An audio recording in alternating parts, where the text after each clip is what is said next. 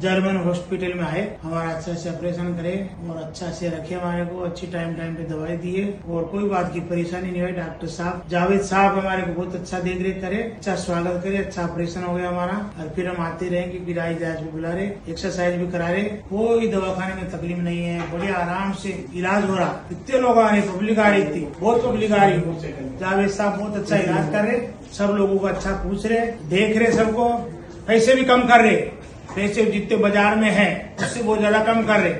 वहाँ 4-4, 5-5 लाख मांग रहे, हमारे रेट में हो गया था 150 में, 170 में हो जाएगा काम। अच्छा देख रेख करे, गाड़ी की परेशानी नहीं, कुछ परेशानी नहीं, पानी की नहीं, खाने की नहीं, सब व्यवस्था कर रहे। जावेद साहब को बहुत बहुत धन्यवाद हमारी तरफ से।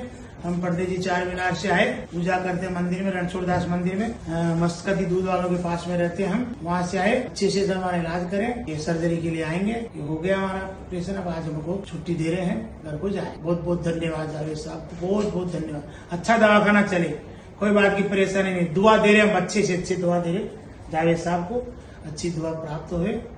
अल्लाह मियाँ भगवान सब अच्छा रखे, दिन दोगुनी रात चौगुनी हुए।